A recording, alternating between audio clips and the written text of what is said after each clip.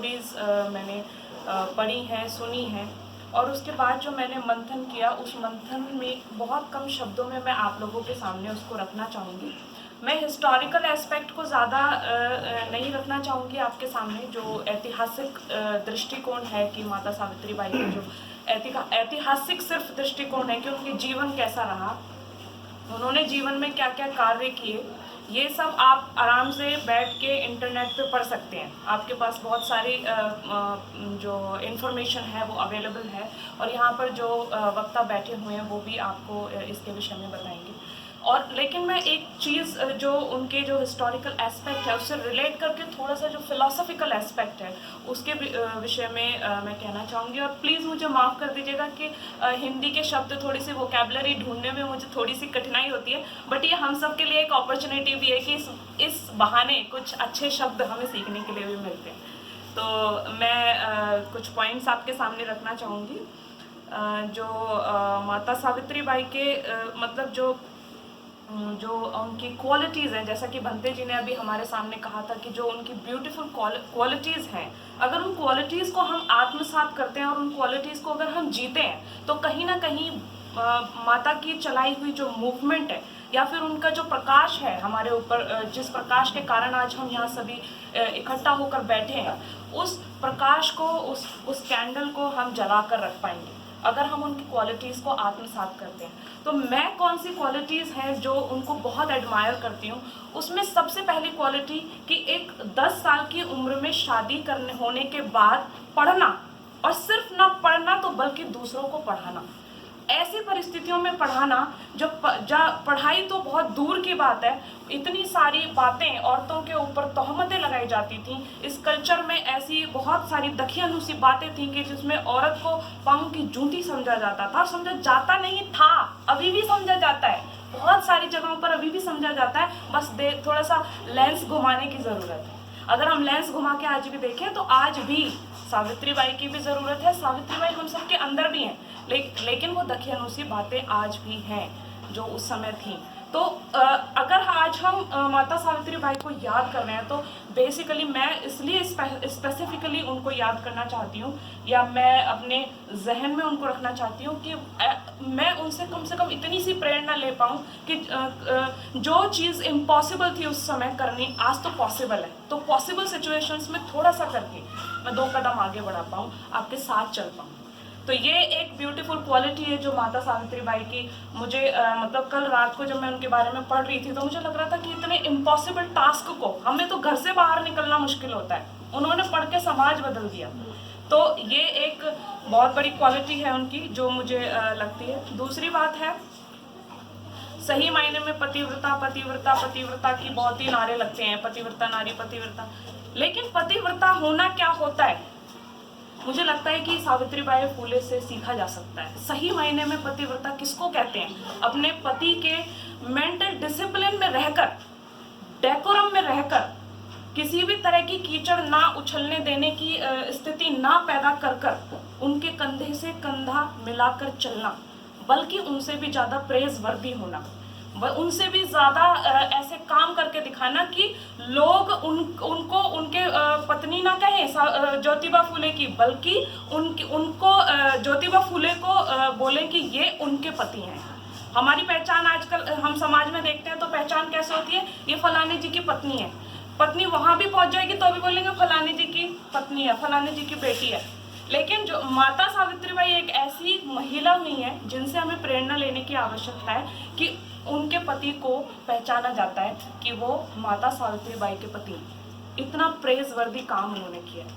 तो ये एक क्वालिटी जो है जो मुझे मतलब उनकी बहुत पसंद आती है। तीसरी बात है कि जो ब्रेवरी है उनकी, जो साहस है, हर बात में उनका बहुत साहस दिखता है। हम छोटी छोटी बात पे, इवन बारिश हुई है तो बारिश में भी कैसे निकल के जाएंगे, तो 10 बार सोचते हैं कि कैसे बाहर निकल के जाएंगे, कैसे कदम उठाएंगे, जूते गीले हो जाएंगे, मेरे ब्रांड की चप्पलें गीली हो जाएंगी, मेरे बाल खराब हो जाएंगे। लेकिन वो उस समय मतलब परिस्थिति समझ से भी परे लगती है मुझे कि जब 10 तरह की बातें लोग उनके बारे में बनाते होंगे।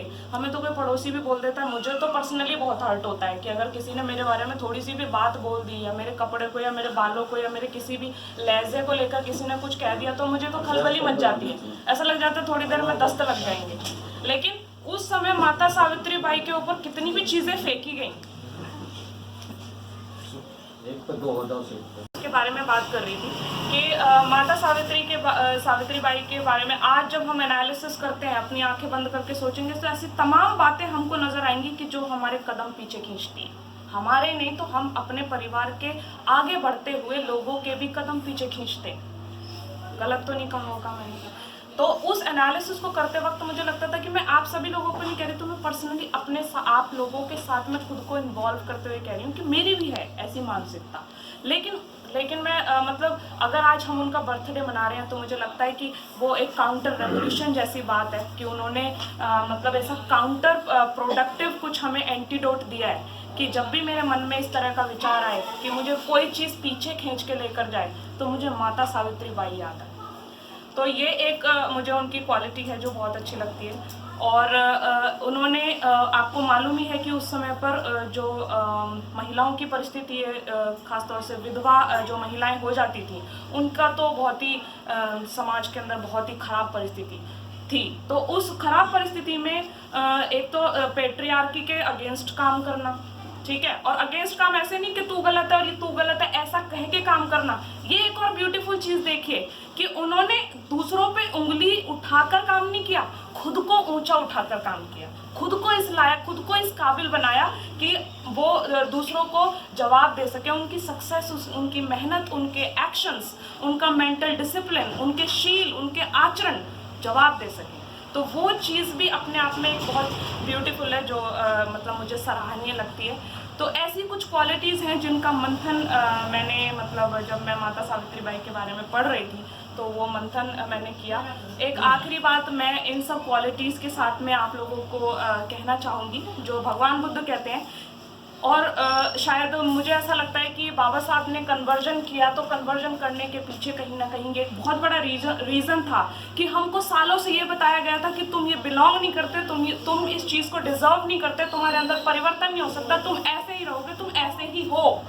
लेकिन भगवान बुद्ध ने हमें बताया कि जो मैं प्राप्त कर सकता हूँ, जो अगर मैं प्रकाशित हो सकता हूँ, मैं ज्ञान प्राप्त कर सकता हूँ, मैं अच्छे काम कर सकता हूँ, तो आप सब भी कर सकते हैं। आप सभी के अंदर वो चीज़ें होती हैं। आज जब मैं बोल रही हूँ और भी लोग बोलेंगे तो कहीं ना कहीं वो स्पार्क आप सभी लोगों के अंदर है। इसका मतलब हम सभी के अंदर माता सावित्री बाई की क्वालिटीज़ ग्रो करने की और उस क्वालिटीज़ के साथ जीने की कैपेबिलिटी है। तो ये एक बात मुझे लगती है, कहीं भी हमें इस बात से निराश नहीं होना चाहिए कि जो माता सावित्री बाई वो तो बहुत बड़ी थी, वो कर सकती थी, हम नहीं कर सकते।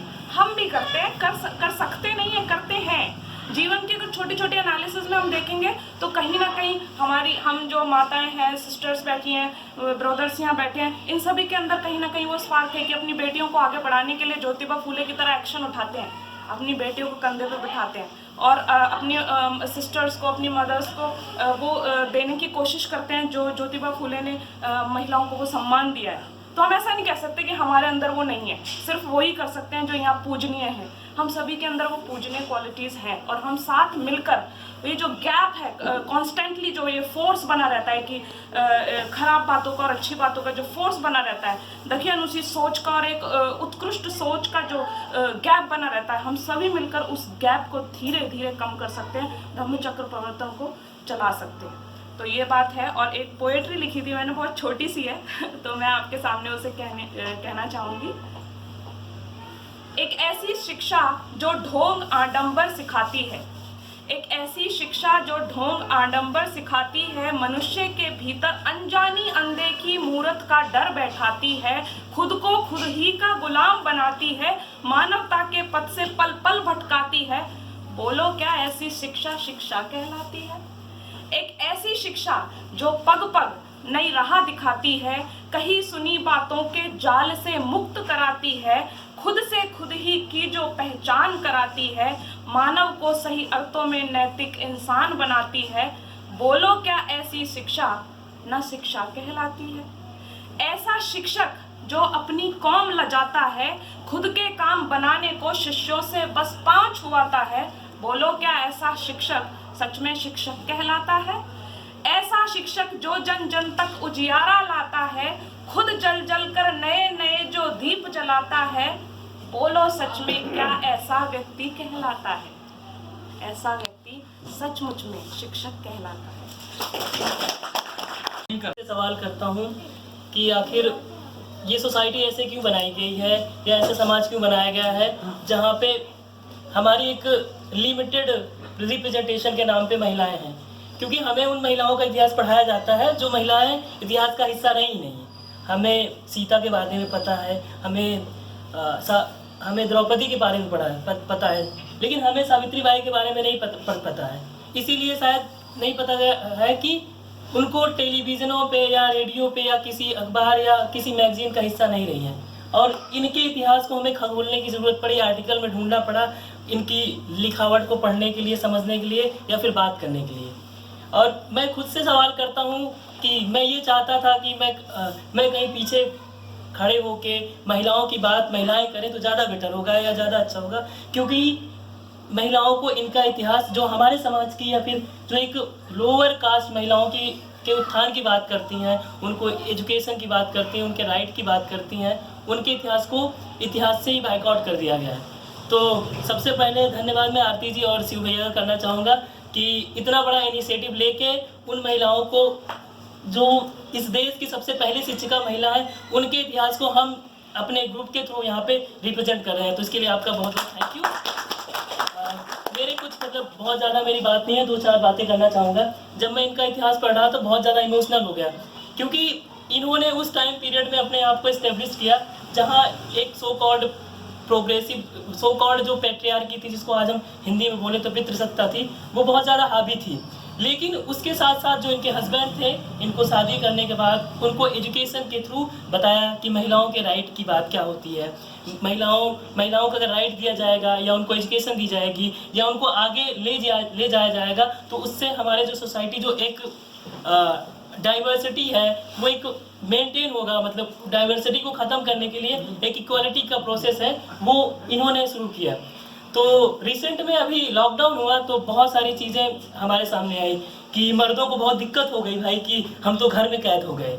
तो सब मर्दों को, यार मैं तो कितने दिन से घर में हूँ, यार मैं तो बाहर जाना चाहता हूँ। लेकिन जब महिलाओं की तरफ से हम सोचें तो उनको तो पूरे ज़िंदगी में लॉकडाउन ही सहा है। उन्होंने तो कभी नहीं कहा कि हमें घर के बाहर जाना है या फिर हमें घर के बाहर जाके, मतलब कि वो हमने उस तरीके से अपने आप को या बनाया ही नहीं कि उनको घर के आगे निकाला जाए या उनको आगे भेजा जाए एजुकेशन में या किसी भी नौकरी में या किसी भी इंस्टीट्यूशन के माध्यम से आगे बढ़ाया जाए। लेकिन जब इतिहास पढ़ा तो जाना कि सभी लोग तो बात करते हैं महिलाओं को, ठीक है, जो सारे लोग बात करते हैं महिलाओं की, अच्छी बात है, महिलाओं की बात करना बहुत ज़रूरी है। लेकिन उसके साथ साथ हमें ज्योतिबा बाई फूले जैसे भी सोचना चाहिए, क्योंकि बात करना एक अलग बात है, ज्योतिबा बाई फूले बन के एक महिला को आगे करना ये सबसे बड़ा इम्प्लीमेंट है और सबसे बड़ा एक विपेन है जिसने महिलाओं को आगे बढ़ाया। तो बहुत सारी बात है, वो सील मैम ने बताया, आरती मैम ने बताया और आगे हमारे प्रोफेसर बताएंगे। तो थैंक यू सो मच। जय भीम। अम्बेडकर और राष्ट्रमाता सावित्रीबाई फुले का जन्मदिन है, उसी के संदर्भ में यहाँ सब इकट्ठे हुए हैं। जो बाबा साहब माता सावित्रीबाई फुले की जो जयंती है उसके बारे में जीवन परिचय, उनके बारे में जो दिल्ली यूनिवर्सिटी के जो बहुत सारे यहाँ स्कॉलर्स आए हैं जिन्होंने अभी बोला है वो सब कुछ बता चुके हैं। मैं तो सिर्फ एक बात कहना चाह रहा था, कुलवंत जी चले गए थोड़ा सा, क्योंकि बाबा साहब ने जो अपना जो मिशन बताया है वो जातिहीन समाज बताया है। और हम अगर जातियों का संगठन बनाएंगे अपना, उनको जातियों को मजबूत करेंगे तो फिर तो हम खंड खंड में ही बटे रहेंगे और जो वर्तमान व्यवस्था चल रही है, मनुवादी जो व्यवस्था है, वो जो है फिर आराम से फलती फूलती रहेगी और चलती रहेगी। बाबा साहब इतने बड़े दूरदर्शी हैं, उन्होंने बहुत विश्व की पूरी सारी शासन व्यवस्था का, सामाजिक व्यवस्था का इतना अध्ययन किया है, तो उस निष्कर्ष पे ही पहुंचे थे कि हमें जातियों को मजबूत नहीं करना।